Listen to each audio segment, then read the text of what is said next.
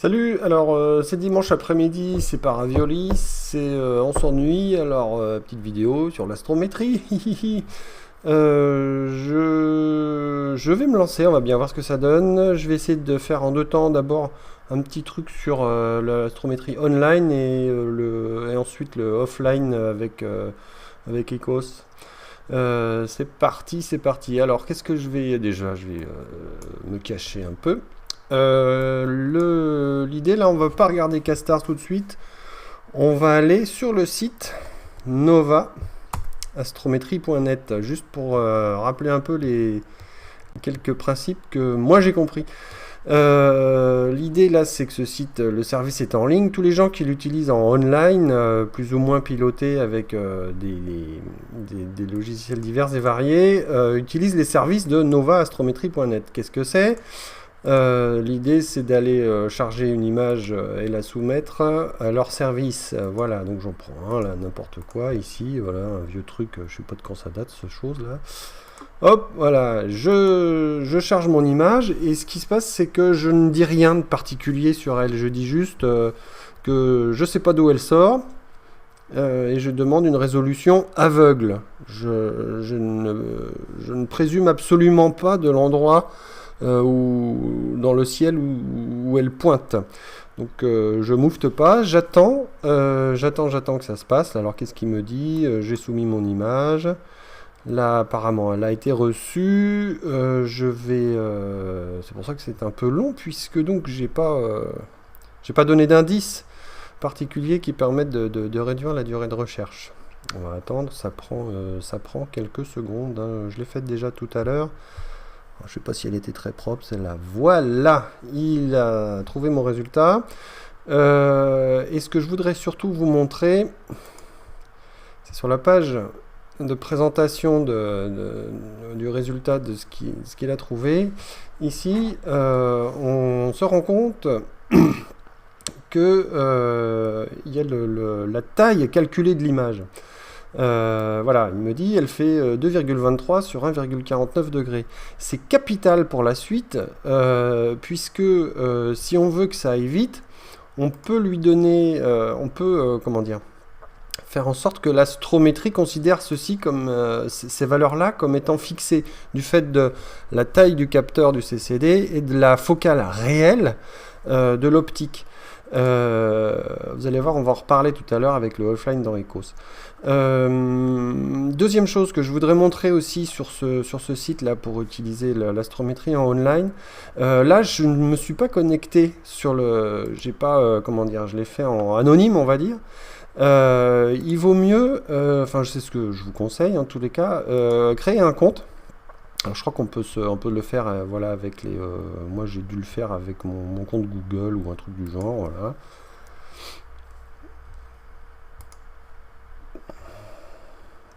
Voilà. Et donc ici maintenant, là, je suis sur une partie où je peux soumettre exactement de la même façon des images. Là, on va revoir toutes celles que j'ai dû soumettre à droite à gauche. Il y en a beaucoup qui concernent des simulations, hein, parce que je m'amuse beaucoup avec ça en ce moment. Mais surtout, ce qui est important, c'est de voir, alors où est-ce que je vais trouver ça, voilà.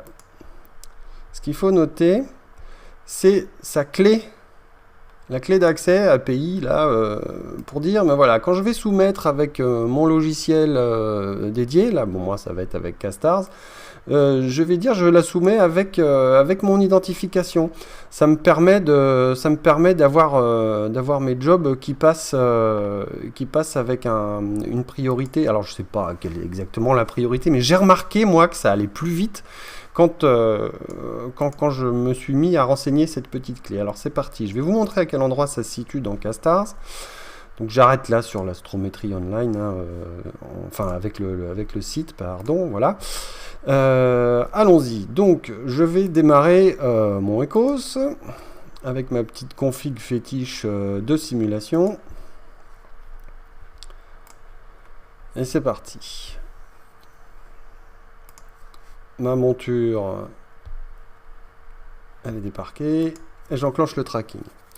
Alors, pourquoi j'ai dit tout à l'heure qu'il était important de noter cette histoire de champ? Vous l'avez probablement vu là sur mes vidéos précédentes, ces petites focales là qui sont là correspondent à des valeurs qui sont exactement celles que j'ai calculées avec Astrométrie auparavant. C'est pour cette raison-là que je fixe ces valeurs-là, parce que je suis certain de proposer le champ correct à Astrométrie. Voilà, je ne sais pas si c'est très très clair ce que je suis en train de raconter, quoi qu'il en soit. On va le revoir tout à l'heure là sur une résolution en ligne. Alors, allons-y. Je vais peut-être montrer les différentes options. Non, je ne vais pas tout de suite. Je vais en m'en faire une pour du beurre. Allons-y, on va aller par ici.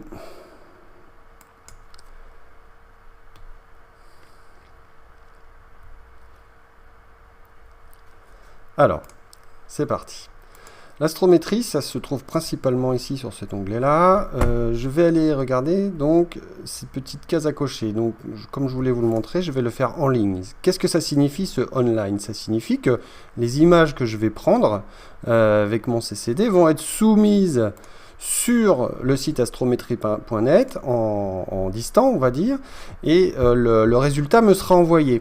C'est avantageux parce que, bon, bah, du coup, il n'y a pas besoin de s'embêter d'avoir tous les fichiers d'index en local et qu'il n'y a pas de paramétrage particulier. L'inconvénient, c'est que, bien sûr, il faut avoir une connexion Internet. Alors, c'est parti, on va se prendre un petit cliché et on va l'envoyer. Voilà, il est parti. Donc, on voit la progression. Moi, j'ai dû activer les logs quelque part pour avoir tous ces messages là. Donc a priori, si je vais en même temps en parallèle là sur mon compte, on devrait voir mon image qui est en cours. Voilà, c'est celle que je viens de charger. Elle est en cours de résolution. Pardon. Forcément, c'est un peu long. Voilà, donc là il m'a résolu mon image. On va aller la voir ici. Et voilà typiquement les valeurs qu'il a été calculé en ligne. Et je les ai récupérées dans mon Ecos. Et la monture a été synchronisée sur la position de l'image dans le ciel. Voilà, donc ça c'est les avantages, hein. Donc l'astrométrie en ligne, après c'est rigolo parce qu'on peut retrouver toutes ces images. Bon, je suis pas convaincu que c'est un grand intérêt parce que la plupart sont à foutre à la poubelle après, mais voilà. Mais c'est quand même l'occasion là pour moi de commencer à vous parler de ces histoires de champs. Le champ qui est ici, il est déterminé par rapport à la focale que j'avais saisie sur mon instrument et par rapport aux propriétés de mon CCD. Donc là, comme c'est un simulateur, voilà, il fait 1280 sur 1024 et la taille des pixels qui doit se retrouver quelque part. Donc voilà, c'est plutôt là. 1280 par 1024 et la taille des pixels. Avec ça, la géométrie du capteur plus la focale du télescope, ici, 602,16, bah, il me calcule le champ qu'on retrouve là. Si je change, je mets ma lunette guide, bon, il me calcule un autre champ. Et en faisant ça, je peux dire, dans les options d'astrométrie, je peux dire que je veux qu'il utilise les options qu'il aille chercher dans les index en disant, bah voilà, j'ai déjà un champ qui correspond à ce qui est affiché ici. Ça limite un peu les recherches. De la même façon, je peux lui dire, bon, ma monture, je sais à peu près où elle est positionnée sur le ciel. Simplement, il y a une erreur acceptable sur son positionnement. Et donc, dans les options là, de soumission d'un job à astrométrie.net, on peut lui dire d'aller chercher la position supposée de la monture pour faire une recherche dans les index d'astrométrie. Du coup, c'est beaucoup plus rapide parce qu'on ne se balaye pas tout le ciel, on se contente d'aller rechercher ici, là. Alors, je ne sais pas si c'est des degrés.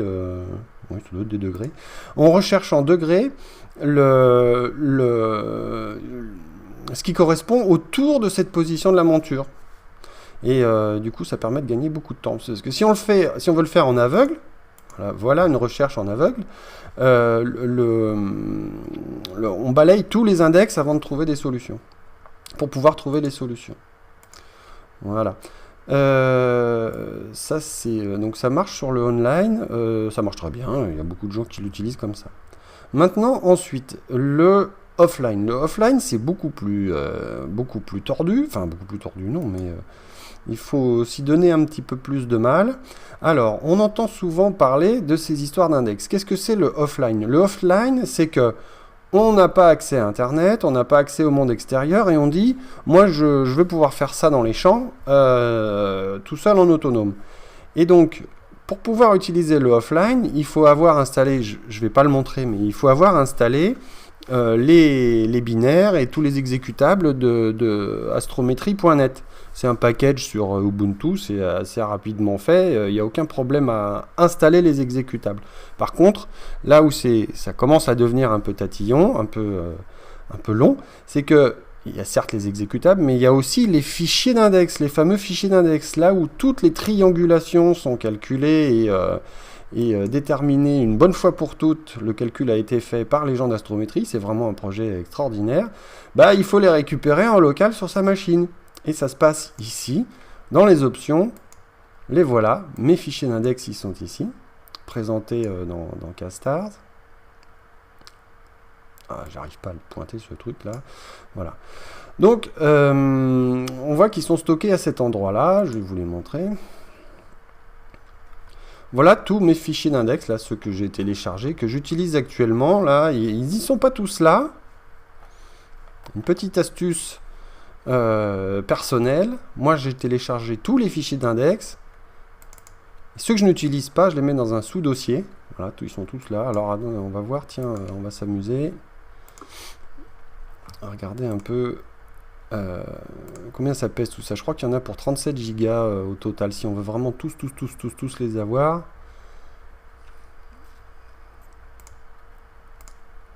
C'est pas ça que je voulais faire. Bah si, propriété, pourquoi il me fait pas la taille du fichier là? Volume inconnu.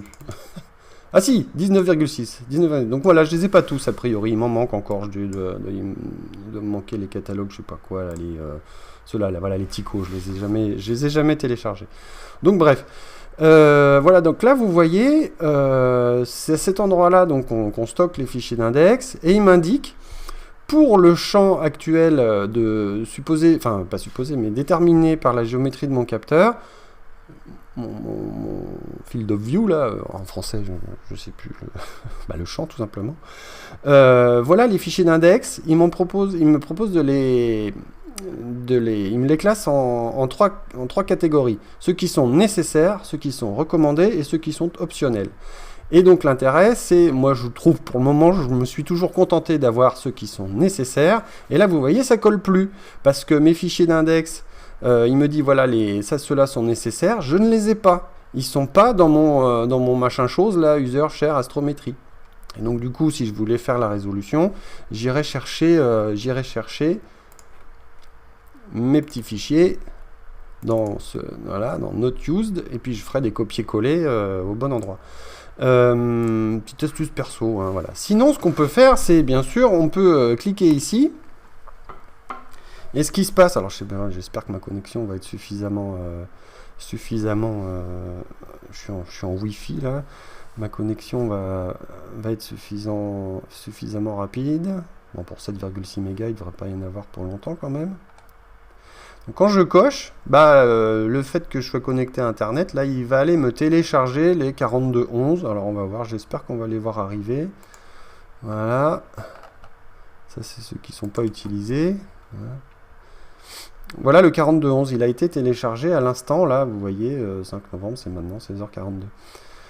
Donc, on peut les sélectionner de cette façon-là. On pourrait tout cocher, il téléchargerait tout, c'est hyper long. Je vous conseille de ne les faire qu'un par un, parce que je crois que l'interface plante après. Voilà, donc ça c'est sur les... Moi donc je me contente de garder là ceux qui sont uniquement en recommandé. Et vous allez voir, donc là vous voyez avec ce champ là qui correspond à ma lunette guide, 100 sur 80, il m'avait proposé d'utiliser uniquement ces 4 là. Je vais prendre plutôt mon ED80. Et là, vous allez voir, c'est dynamique. La sélection n'est plus la même. Il m'aurait fallu les 4205, les 4206, 4207. Voilà, donc une fois que ceci est fait, avec dans les options du solver, le fait d'utiliser la position supposée de la monture, on peut se retrouver avec des temps de résolution qui sont extrêmement rapides. Vous voyez là. J'espère que l'exemple va être probant, mais bon.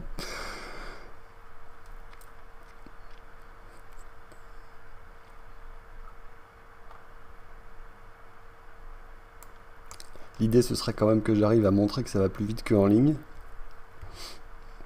Voilà. Donc, alors, il m'a baragouiné plein de trucs. Je pense que voilà, la preuve est faite. Là, ça va quand même beaucoup plus vite de cette façon-là qu'avec le service en ligne. La machine sur laquelle ça tourne, c'est pas une bête de course. Là, c'est vraiment un vieux PC. Il doit avoir 4 ou 5 ans. Je sais même pas quel processeur il y a dedans. Mais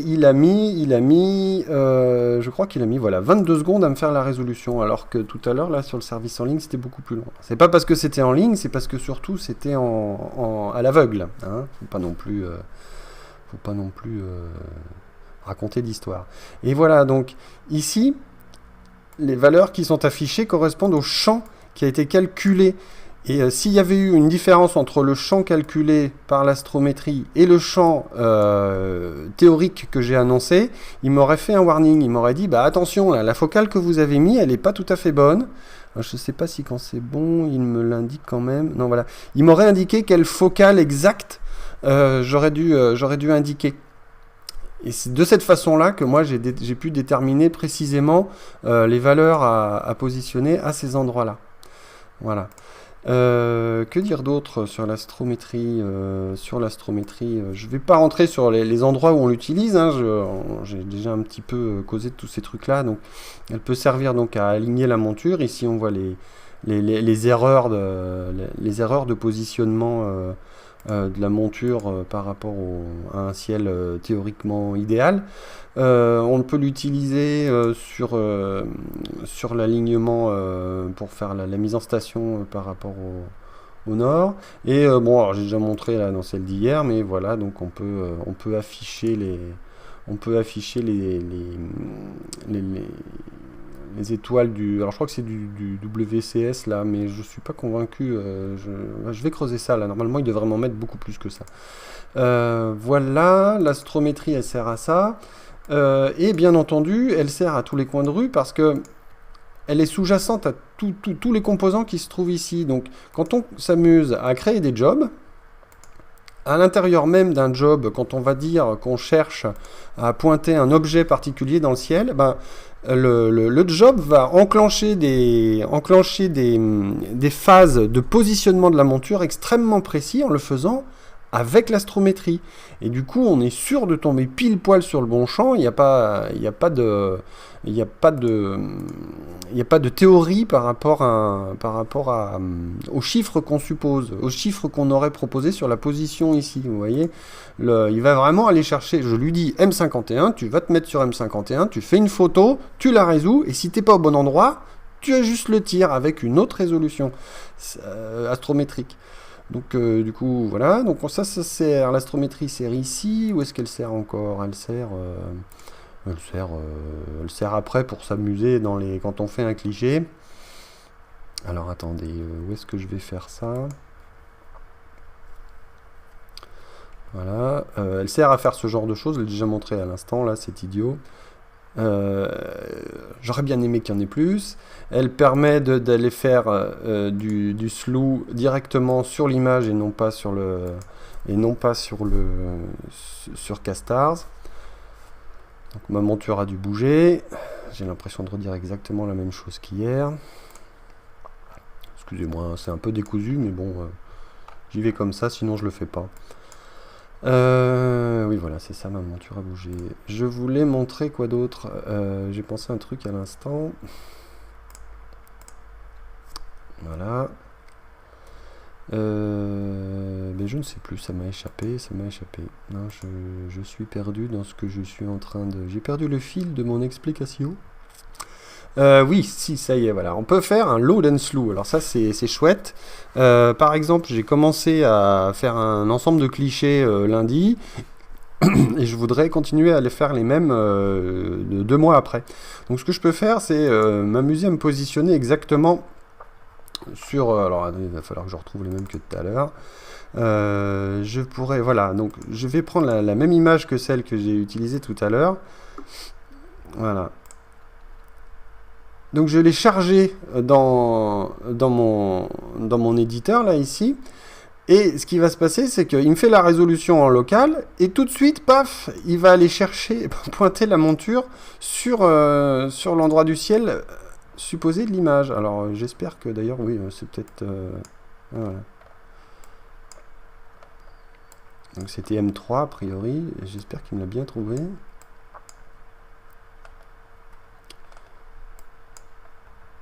Et voilà. Donc là, il est en train de se positionner là sur le M3 que j'avais pris en photo. Il me le fait aux petits oignons. Et là, il est en train d'ajuster, je pense. En train de s'ajuster. On va regarder à quel endroit il se trouve. Voilà. Il s'est mis exactement à la position de ma photo. Hein, donc j'étais déjà dans les choux.